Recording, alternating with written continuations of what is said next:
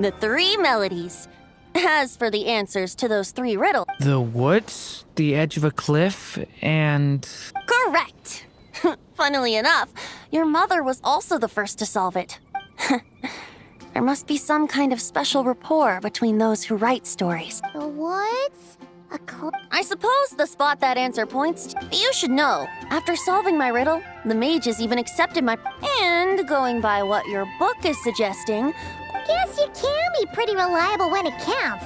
Thanks for the help. Still got questions for me? Yeah, you must have read countless tales in your time, being a wandering bard and all. In your experience, why might an author consider a story unfinished? Unfinished? Well, I guess if there's something left to accomplish in the story, or, if the last line goes, "To be continued." Huh? Wow, In all seriousness, I would think the answer to that question lies in your mother's story itself.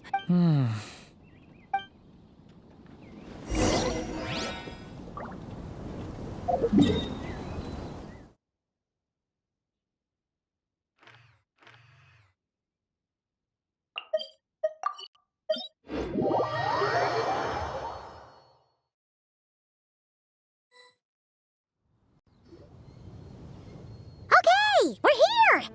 Now, we just need to play the 3 melodies. A musical performance? Huh. Out of all the things Miss Lisa has taught me, that's the one I'm worst at.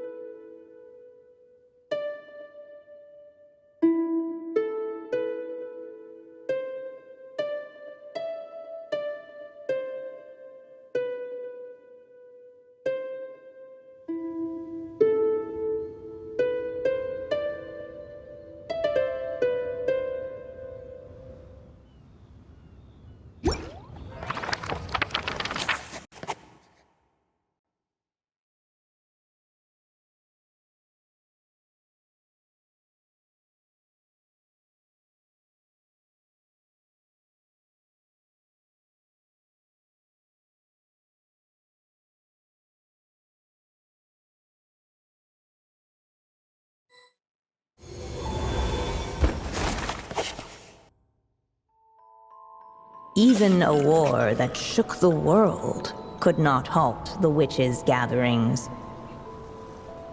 Yet even so, with the passing of time, 3 of their teacups no longer came to be set. The witches did not linger long in sorrow, for the story witch had brought glad tidings of her own. Born was her dragon child, safe and sound. Her fellow witches offered up their blessings, eagerly debating how to celebrate the child's birth.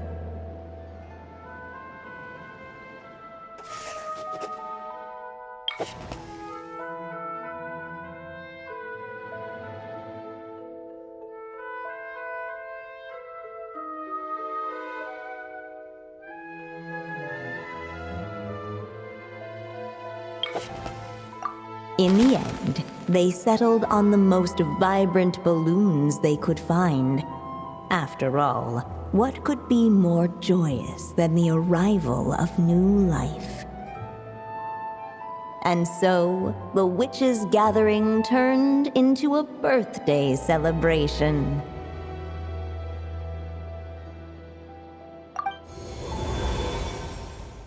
Oh, we're back in the story world, huh? As if from nowhere, new guests appeared at the witch's table. Perhaps they too had come to celebrate, yet while everyone else was busy thinking about what kind of gift to offer, these three seemed to have come.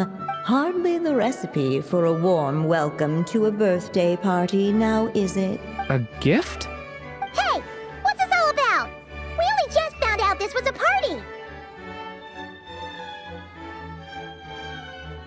While the guests voiced their complaints and grievances, perhaps they should have been wondering what kind of gift to give in. So, we need to bring a gift to advance the story? Ah, but where? Perhaps it would be a good idea to. Why didn't you just?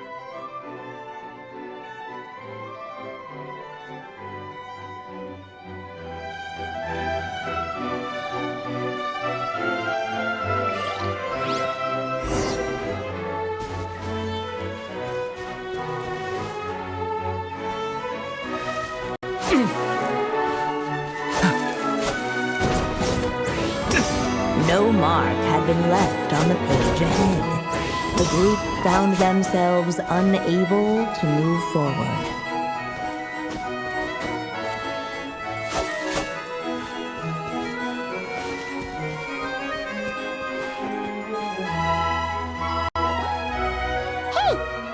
At last, the guests found something. Guess that's a yes then. Still, should they put a warrior's sword in his hand and or perhaps a wandering hero's slingshot, or maybe even a scholar's tome, and the chance to take on all the world's Okay.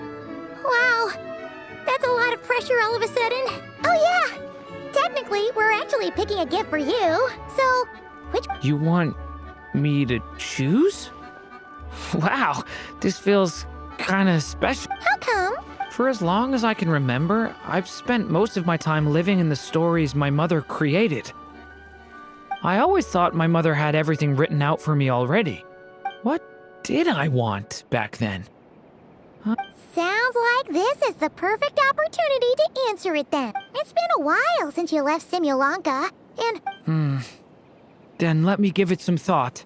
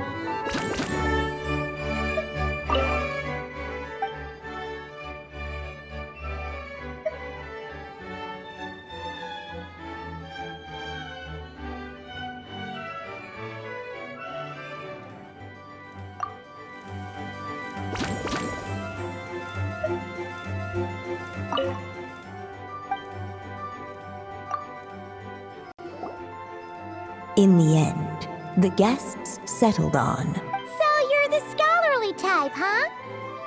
I just feel like I should learn more about the way the world works.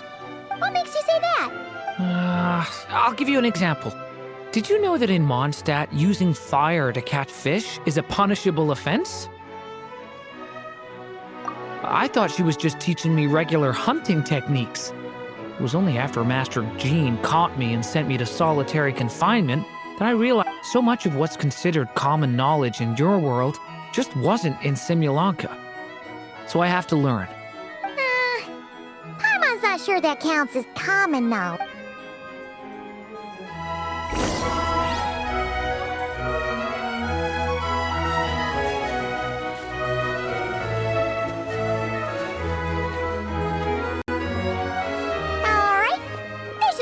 Now that we've got a gift, right? Hello there. Brought a gift this time? The newly arrived guest presented his gift.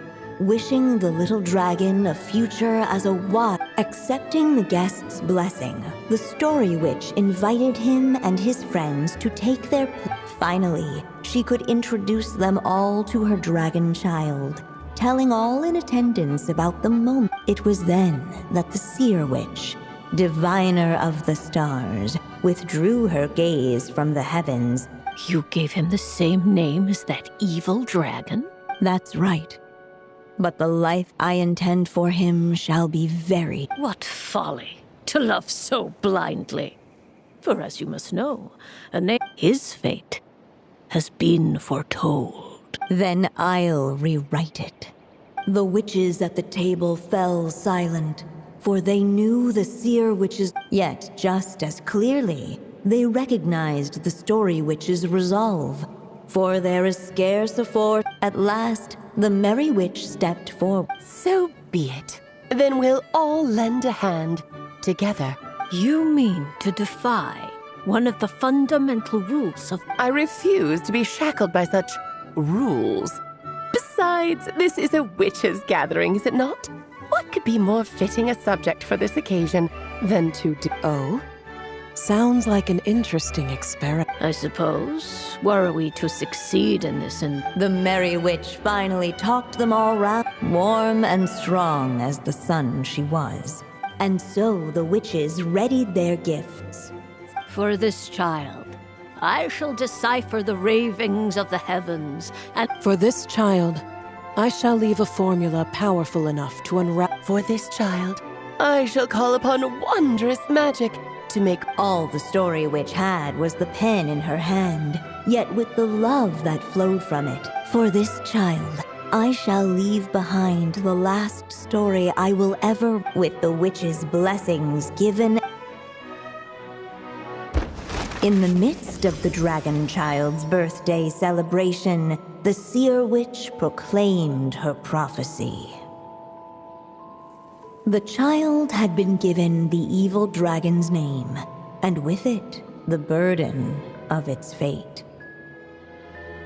But hearing this, the story witch vowed to rewrite it all, for such was her love and resolve.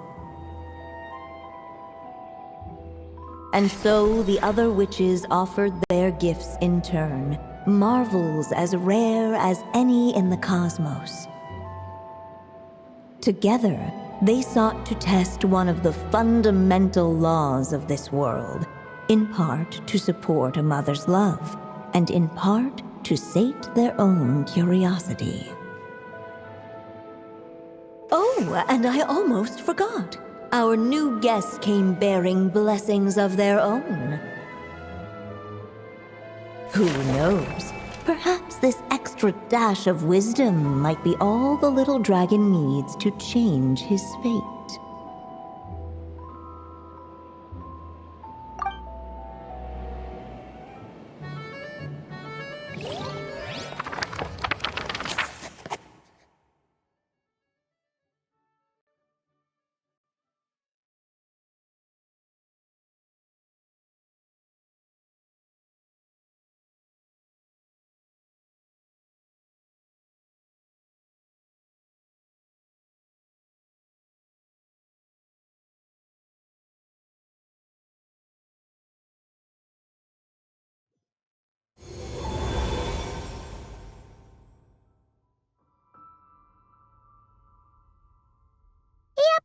Looks like we've completed this chapter.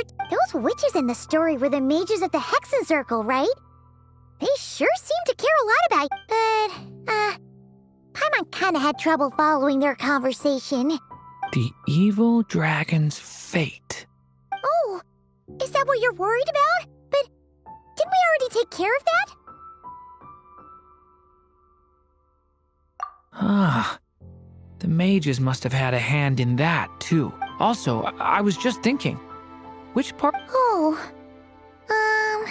it feels less like we're filling in the gaps and more like, but we use the ink, right? Yeah, I guess we're doing something right. Maybe I'm overthinking things.